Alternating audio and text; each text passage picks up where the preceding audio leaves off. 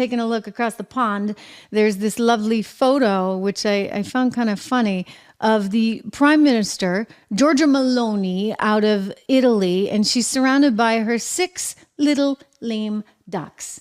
All 6 of them are on the way out.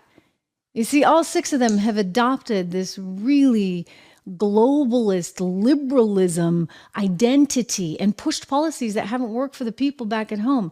So consequently, you're looking at mass inflation worldwide. You're looking at housing struggles worldwide. You're looking at migration patterns. I mean, it's not just us. I know sometimes we feel it, but I was just overseas. I was in the UK and I heard about this non-stop from people in the UK talking about how people were coming in from Africa and the Middle East and it was draining resources. And they're like, hey, we want to help, but let's be realistic.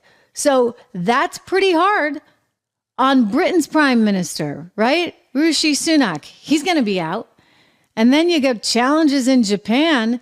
I mean, gosh, they've got inflation. They've got economic challenges. We talk about Biden all day long, so we'll skip over him for a second. You got Germany's chancellor. That's messed up. We just saw in some recent poll results there.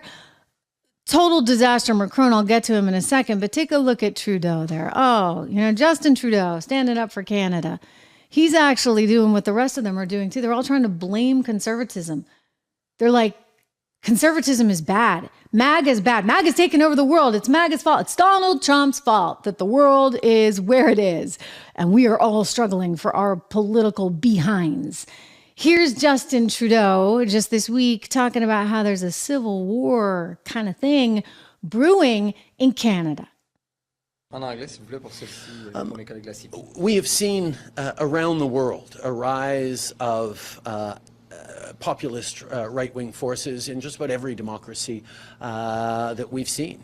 And it is of concern to see political parties choosing to instrumentalize anger, fear, division, anxiety. My approach has always been to respond to it, to understand it and to look to solve it, to roll up our sleeves, work hard and with ambition for this country and for our future.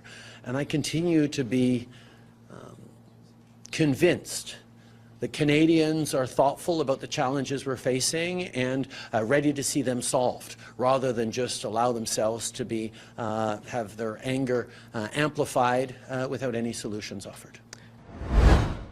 Right, because somehow it's those people on the right that are amplifying the anger, etc. I mean, maybe the anger is amplified because you screwed up as far as your own, they got immigration issues there as your own immigration issues in Canada. Maybe it's amplified because you've got a housing crisis there and an inflation crisis there. Does anybody want to take 2 seconds and look at themselves and their own policies and how sort of the WEF, World Economic Forum moment is kind of messing things up? I mean, heck, Larry Fink, who runs BlackRock, like this is the biggest fund management company in the world. They control trillions of dollars in assets. Like, to put it in perspective, I think that they might have more than the size of US GDP, like under, or half the size of US GDP under management. I mean, these are big, big, big numbers, something like $14 trillion. So yeah, I guess it'd be like half the size of GDP. I mean, even Larry, who was all about ESG and DEI and all of these Davos themes, even he's like, he's come out recently and backed off of it. And he's actually one of the main backers of that new Texas stock exchange. We're going to talk about that on tomorrow's show. And by the way, if you haven't, go over and follow 76 Research, my other YouTube channel with my co-founder at 76 Research. That would be Rob Horton. I also encourage you to go to the website and sign up and get the 76 report, because we got names, we got ideas, and we got stocks for you to be thinking about in your portfolio. We also have more model portfolios. There is 3 different model portfolios. There are 3 model portfolios that you can choose from, 10 to 15 stocks in each one. So go to 76 Research, click on model portfolios, take a look at which one works for you. You can also get a special discount and be part of the Founders Club if you get all 3 plus the 76 report. So that's actually the best deal. So for those of you that are really economical, that'll give you the best access to the research. And let me just tell you, I got a really good feel for things on a macro basis. But Rob is all in on the intricacies of each and every one of these stocks, ladies and gentlemen. So 10 to 15 in each of the portfolios. Do check it out. I would just say that you got economic challenges going on worldwide. And that's one of the reasons why, if we take a look at this map, I love this, out of France, Macron is like, okay, I got to call for elections. I got to call for elections because I want to call people's bluff. Do they really like Le Pen? Do they really agree with Marie Le Pen? Marie Le Pen has made a big deal about some of the immigration challenges, etc.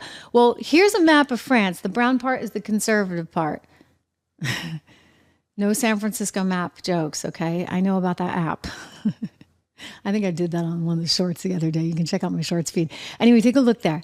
What? Oh, Drew put it up. It does look like France, does it not? Oh my gosh, oh my gosh, oh my gosh. Careful where you step in San Francisco. Anyway, back to France for a second. Look, this is the reality of what's going on in France, ladies and gentlemen, and it's turning conservative. So when Macron comes out and Macron says, hey, we want to get rid of the right. It's the extremists on the right that are ruining France. I look at this map and say, I don't think so, buddy. I think this is France. All right, you're in the minority at this point. I mean, maybe he's got some population centers, of course.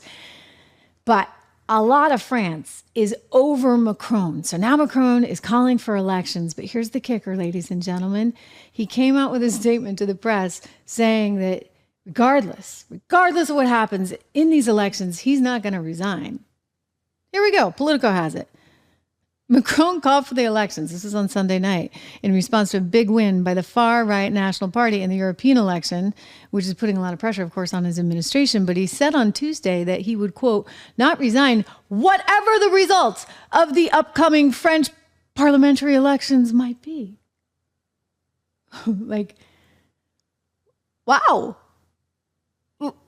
Like, wow, right? I mean, granted, it's a parliamentary system. It's a little different, but how is nobody calling that one out?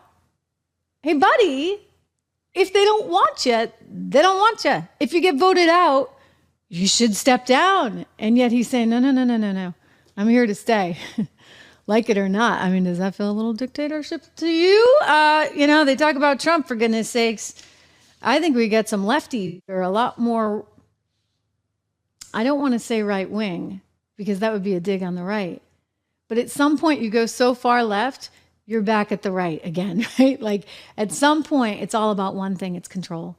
And that's where it becomes the dictatorship. That's where you get an authoritarian regime controlling everything.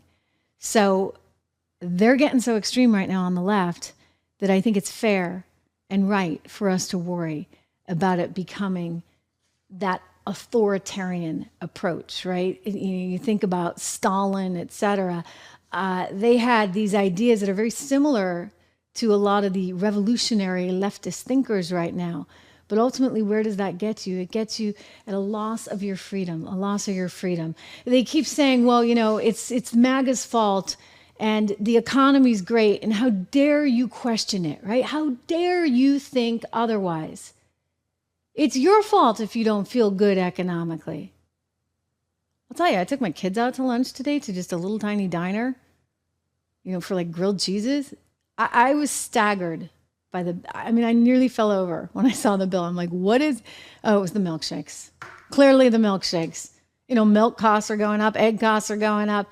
It's wild, all right? It's really, really wild. And I'm lucky, you know what? I can handle it. But you think about Americans that are living on a very fixed budget. They're not going out to lunch or to dinner anymore. They're not going out. Movies, forget it. Nobody goes to the movies anymore anyway, right? So this starts to have a ripple effect. People can't spend as much because everything costs so darn much more. And then you're not creating enough jobs to keep up with it.